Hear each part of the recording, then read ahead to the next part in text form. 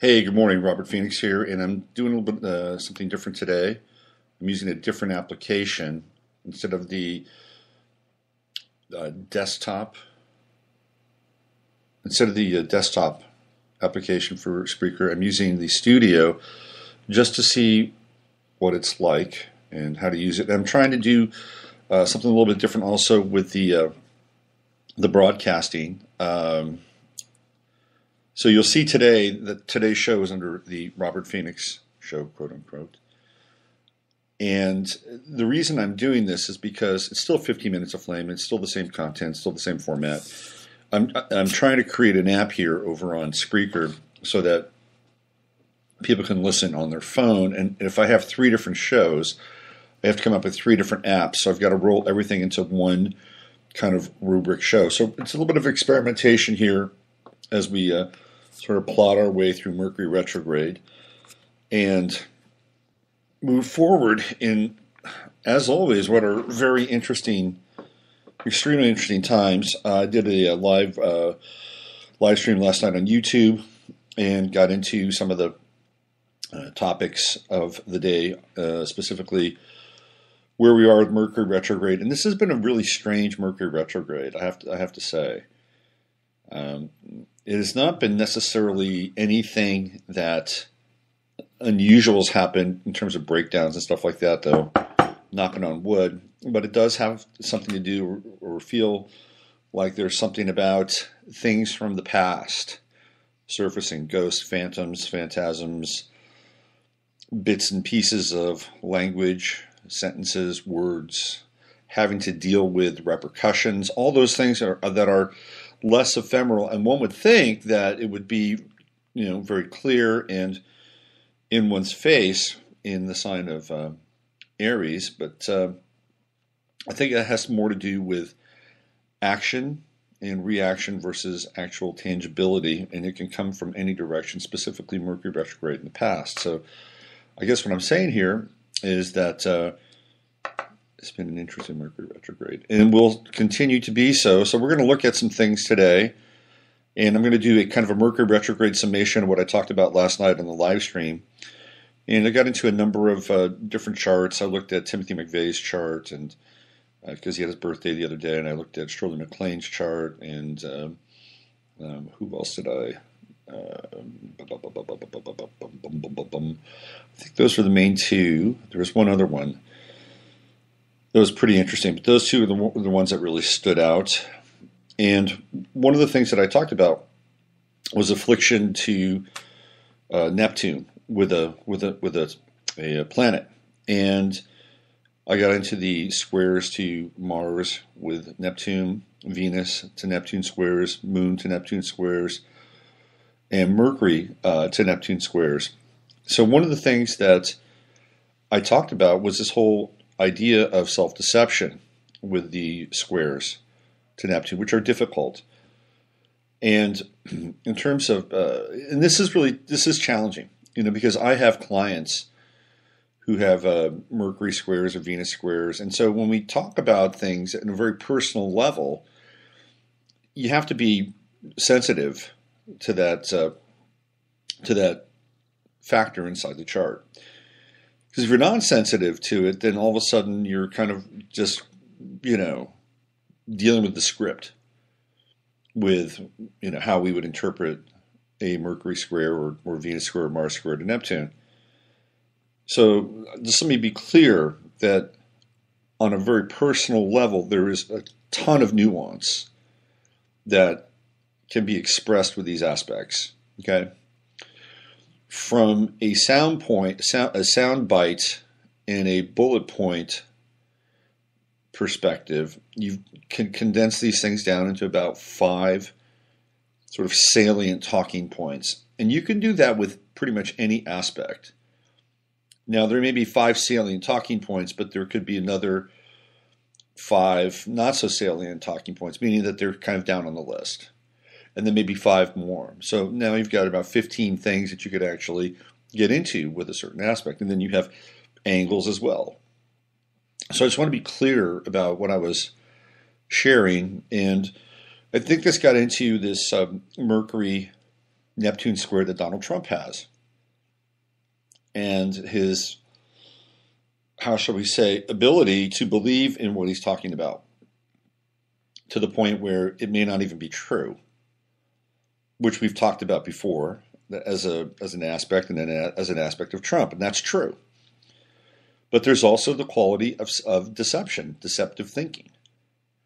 Now, you may have a difficult time finding words and connecting ideas, and that's cool. That's part of it. You know, Mercury square Neptune might be better off daydreaming instead of being literal.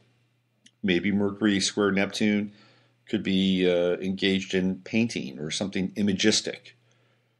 You know, that there's a symbolic language and that is connected to Mercury square Neptune. You know, it doesn't have to be literal. I mean, so there are a lot of different ways that you can kind of roll with an aspect. I just wanted to be clear about that. And I was talking about it in sort of broad, generalized terms, and most likely having to do with some of the, there was a Venus Neptune square, I think, with Shirley MacLaine. Anyway, so what I wanted to talk about today is sort of where we are with everything on the 24th of April, 2017. And by the way, we have a nice day, just a smattering of chemtrail residue in the sky left over from last night. So I've been fascinated by what's happening, or what happened in Berkeley. I spent most of the morning looking at some of the video that was shot on Patriots Day, which was, let's see, was it it was Patriots Day. So that wasn't this last Friday, but it was the Friday before last. And it's this park right in downtown Berkeley. It's right across from City Hall. It's right across from the police department. So there are plenty of cops there, but they didn't do anything at the event, which is interesting. This has been the new tactic. You know, there's a big stand down order that has come down on all these protests.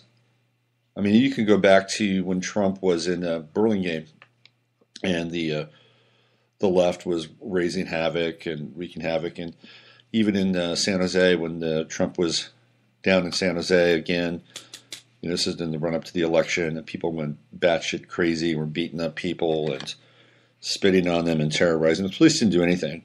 So there's been this kind of general let them duke it out, you know, let the tensions foment kind of order. So if you go online and you look at some of this video, it's actually pretty striking, because this is the first time I've ever seen the right really crunch hard on the left and Antifa. I mean, I've been watching protests off and on for years, and I've never seen a retaliatory kind of exchange go down like that.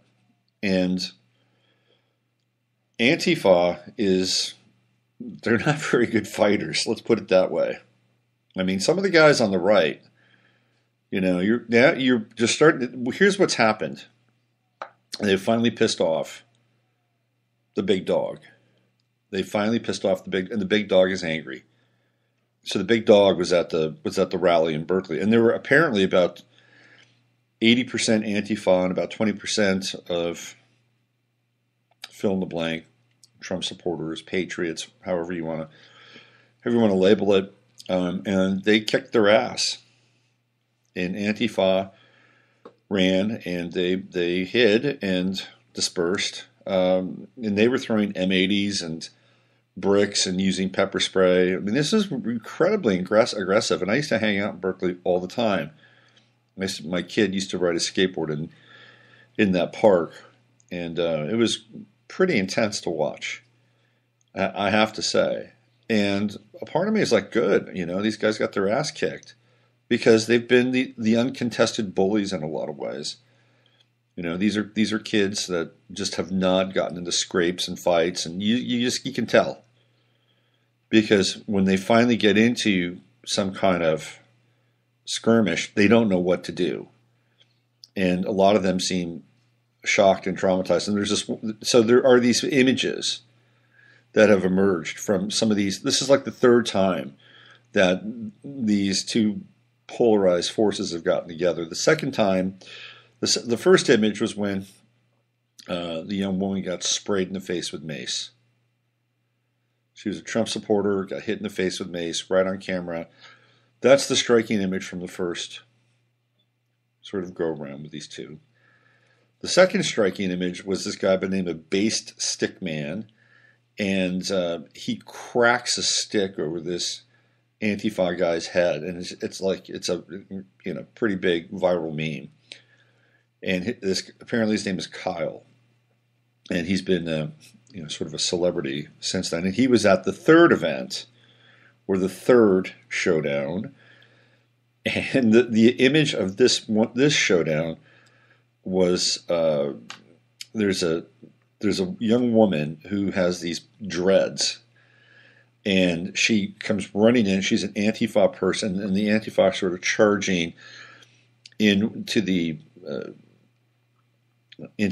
right, or the Patriots, or who, the alt-righters, the Trump supporters, whatever they are. We know who Antifa is. We got to come up with a name. Maybe the anti-Antifa. So she comes charging in, and just like all the other guys do, and they're trying to get their licks in. And there's this guy that comes in and he just hits her straight in the forehead, square in the forehead, and knocks her back.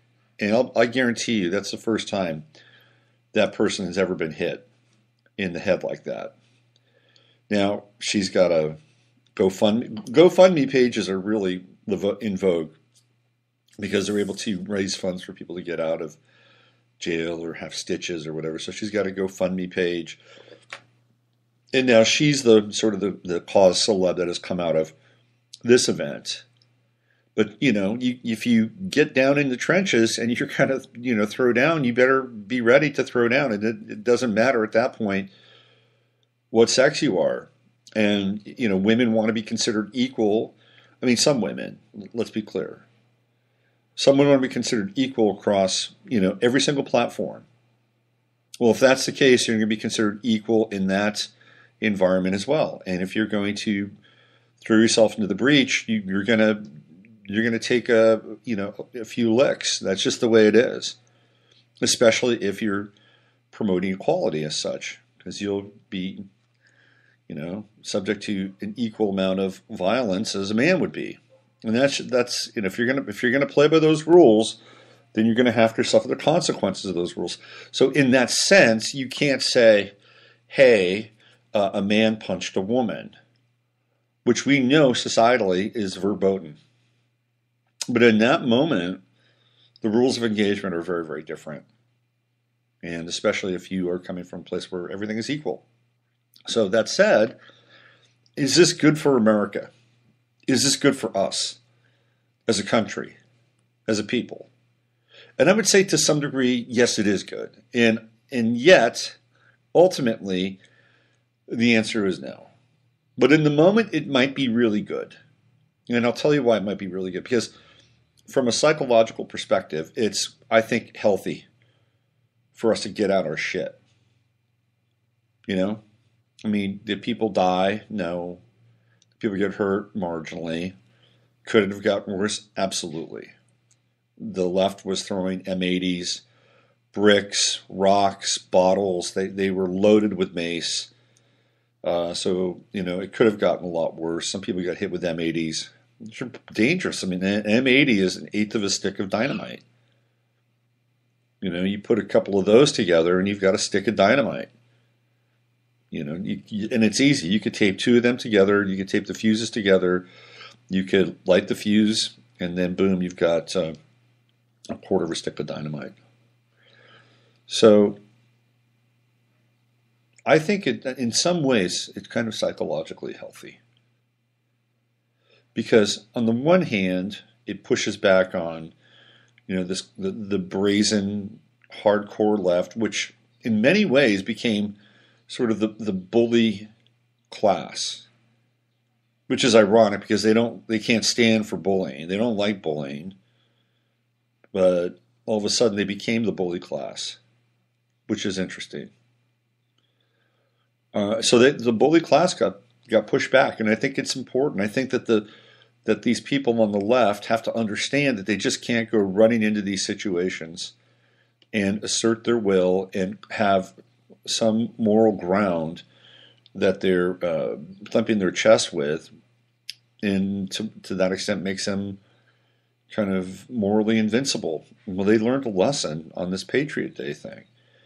And on the right side, there's this idea that the right and the people who have been the silent majority have taken so much that it's important for them to exercise their repression and their frustration and their anger and all that stuff. Because trust me, we've had a ton of protests going all the way back through the run-up to the election.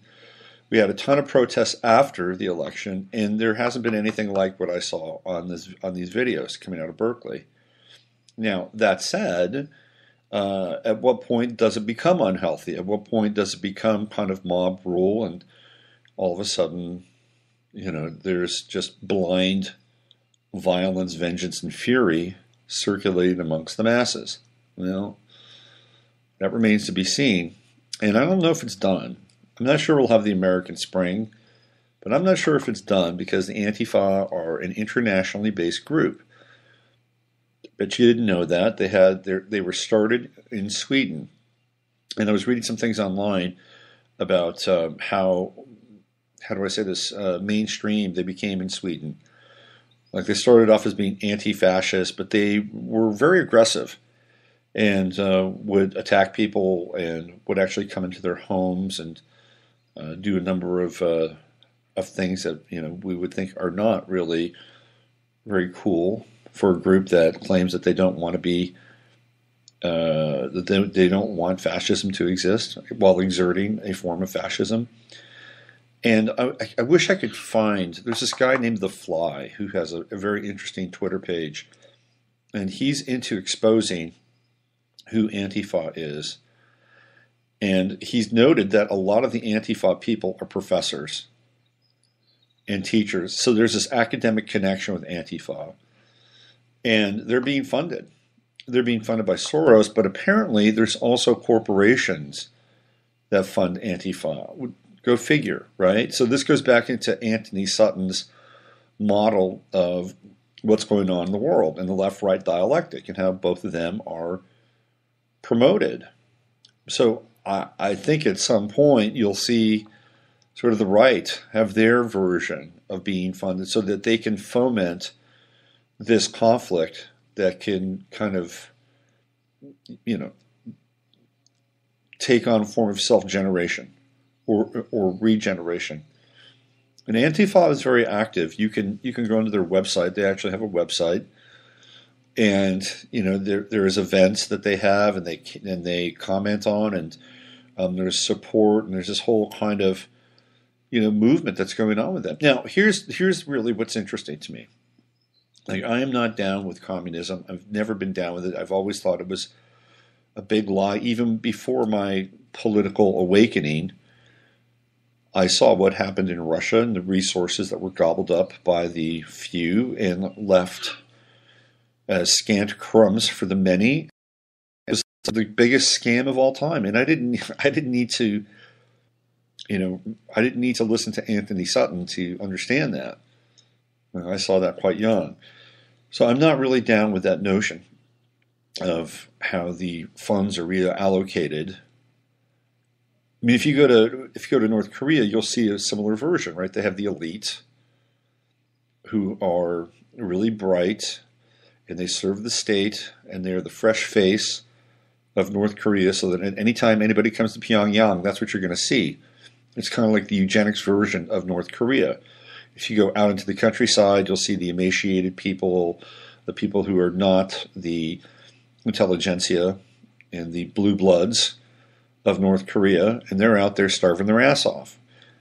Not that I'm really, bleeding for the people of North Korea out in the hinterlands, because I don't even know them, but I understand how the game works. So you can even see it right now in North Korea. That's the operating model. Okay, so I'm not really down with it. I'd like opportunities for all people. So that said, I'm also not really down with the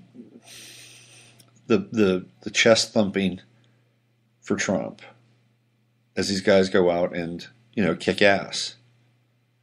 Because if you really look at what's happened and the president that he's sort of morphed into, or at least became the incredible shrinking president, so that Jared Kushner can run the show.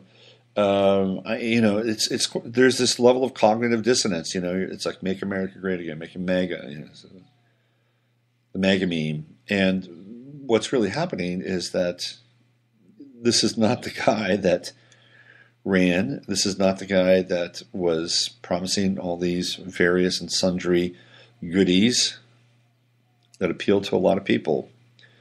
So now they're and this is what happens, right? People have to have some kind of cause, some kind of ideological pulse in order to act with a great deal of emotion and conviction. If they don't have that, then they will not be moved and they will not do anything. And this is unfortunately kind of how fascism is bred.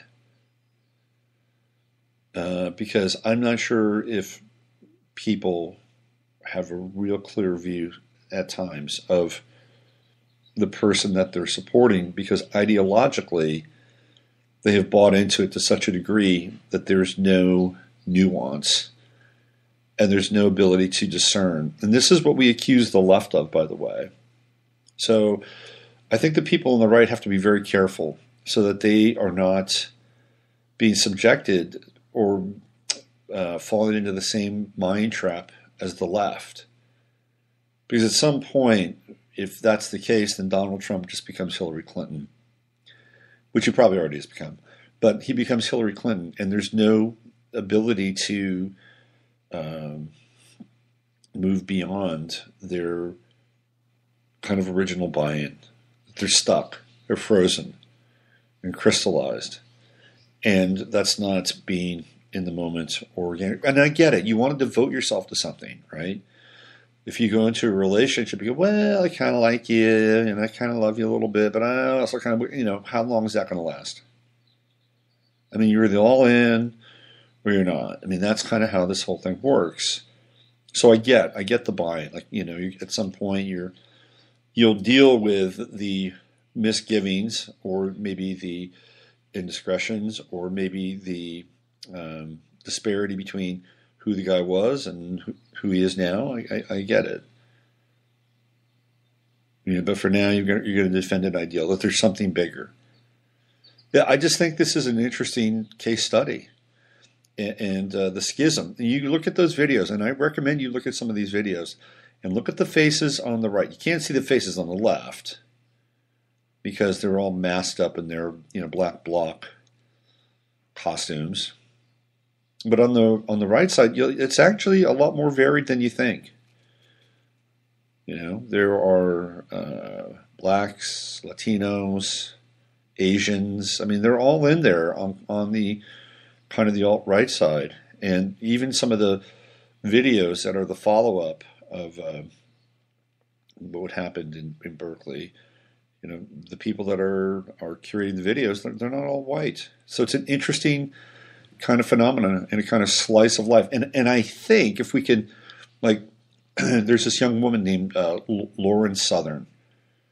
And I think she's an interesting case study. She's does a lot of work with a website in Canada called The Rebel.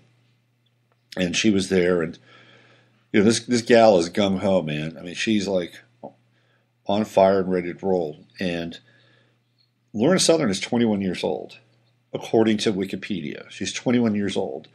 So that makes her a Pluto and Sagittarius person. Not a Pluto and Scorpio, but she is not a millennial. She's a post-millennial. And I think it's a very interesting sort of piece to kind of wrap your head around, because this is the next generation, and they're not going to be like the millennials. If anything, they'll be anti-millennial. And this is how generations work. They kind of like, one after the other after the other. The baby boomers had Gen X follow them, and Gen X kind of, rejected the baby boomers to some degree. Now, really, the millennials with the Pluto squares, they're the full-on rejection of the baby boomers. Speaking of millennials, and I got to end today on time because I'm pressed for time today. But the election in France is coming up. In fact, it's here now with Mercury retrograde. Good luck with that. I expect computer malfunctions and all kinds of interesting breakdowns and manifestations of how things can go wrong. And it is Marine Le Pen versus this guy named Macron. And Macron is right on the edge of the millennials. Yeah, I think Macron is around 38 or 39. So he's not quite in the Jared Kushner bucket. He's not in the Kim Jong-un bucket, but he's young enough so that he's very close, and probably pretty close to some extent ideologically, maybe to Kushner.